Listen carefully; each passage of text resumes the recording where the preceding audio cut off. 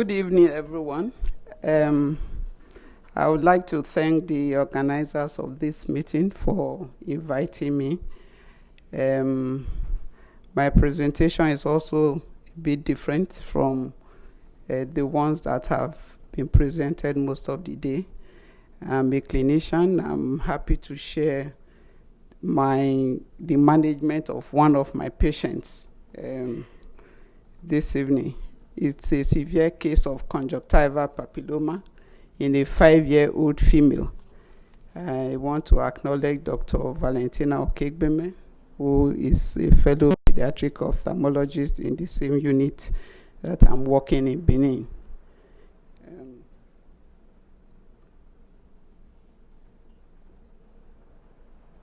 Just the arrow at the bottom.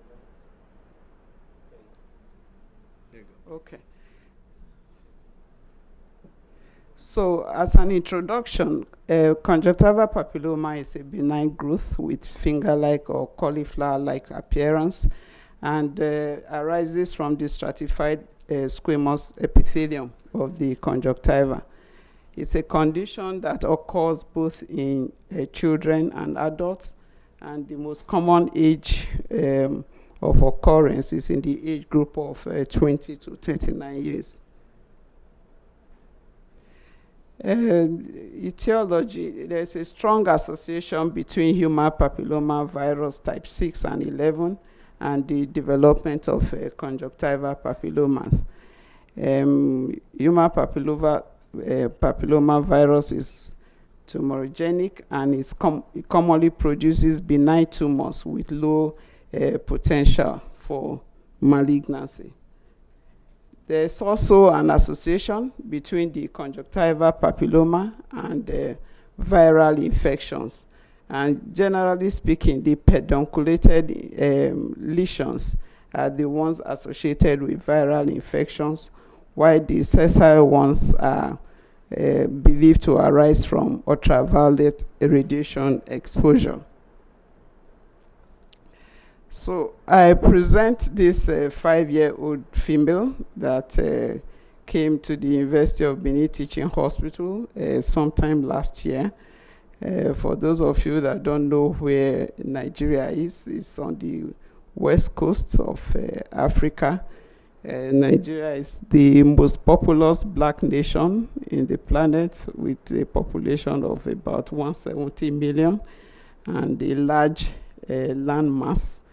And like every other country of the world, we have the cities with their skyscrapers, and we also have the very poor communities, most especially in the Niger Delta, that are underserved in terms of healthcare. So she came with a 12-month history of multiple growths in the conjunctiva of both eyes, and the area covered by the growth had been increasing over time. There was difficulty in visualizing the eyeball through the little gap between the lids when the eyes of the patient are open.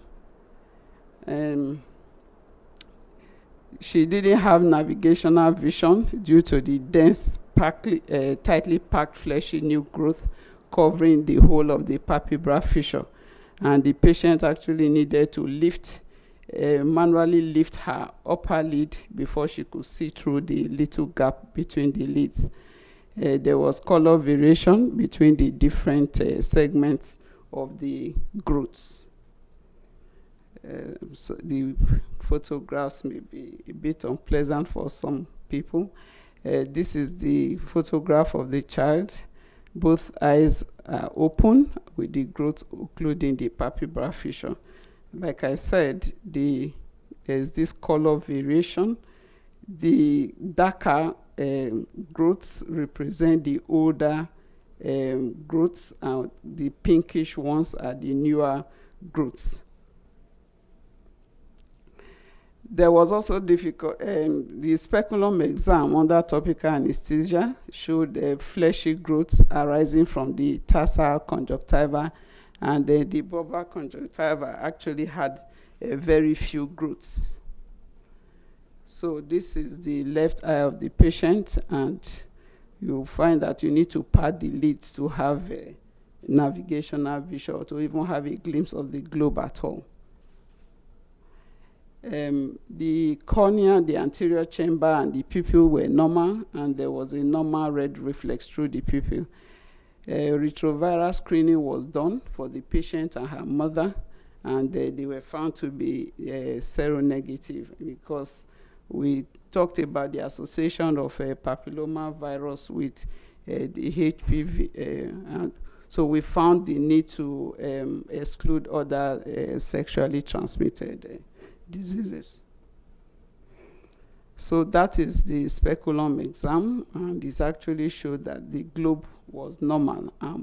Most of the growths arose from the tarsal conjunctiva. So multiple excision biopsy was done under general anesthesia, and some of the growths were found to be pedunculated, while some had a broad base.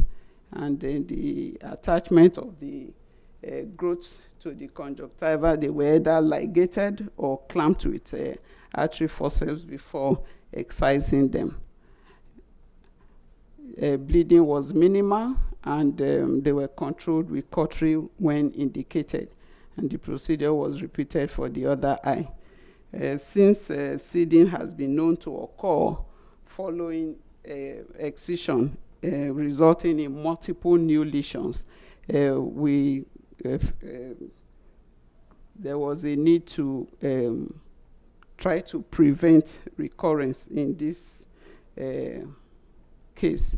So to prevent recurrence, we gave intraoperative Mitomycin C, and we applied this via cellulose sponge to the base of the lesions for about 3 minutes before irrigating copiously with normal saline. We also gave oral cimetidine in a dose of 100 milligram BD postoperatively to further guard against the chances of recurrence. The histological diagnosis was benign conjunctival papilloma, and then on discharge from the hospital the following day, there was mildly swelling and conjunctival injection.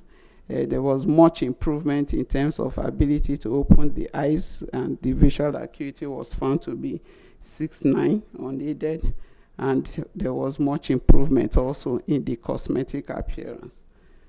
And that's the photograph of the first day post-op. 1 week post-operatively, the lid swelling had reduced, and the conjunctiva is still injected. So there has been no recurrence as at 10 months after surgery, and the patient is still being followed up to monitor for possible recurrence. So various treatment modalities have been described in the literature as to the management of conjunctival papilloma. Conservative management when the lesions are small. You can just reassure the patient, and sometimes the lesions can regress spontaneously. Topical interferon alpha 2B has been seen to be effective as an adjunct therapy for small to medium-sized lesions. Topical antimetabolites like Mitomycin C and 5-fluorouracil have also been used. Carbon dioxide laser is safe and effective, and cryotherapy is also commonly used. But large lesions usually require surgical debulking. In this particular case, surgical management, excision biopsy was the method of choice in this patient because the level of severity at presentation, it was very severe. It was significant symptoms because the lesions interfered with vision. The lesions were cosmetically disfiguring, and at the age of 5, there was still a risk of developing amblyopia. So that was what informed the choice of surgical debulking. The severity of these patients' lesions could be attributed to the late presentation to hospital. In our environment, the common factors responsible for these are ignorance, poverty, poor health-seeking habit, lack of health insurance. The coverage of health insurance for the nation is less than 20% of the population. Transportation difficulties may also have contributed, because this patient lives in a rural area of Delta State, that is a neighboring state to this place where the teaching hospital is, and it's about 140 kilometers away. That's about two hours journey. In this kind of environment, 2 hours journey on a good road means nothing. But in a place where public transportation is not well developed, and there are so many constraints, it may be an inhibitory factor to early presentation to hospital. And the area where the patient resided is one of the underserved areas in terms of eye care facilities. So other less invasive treatment modalities may have been employed had the patient presented earlier. So none of the previously reported complications of the use of Mitomycin C, such as interferon, corneal edema, corneal perforation, iritis, cataract, and glaucoma, were seen in this patient.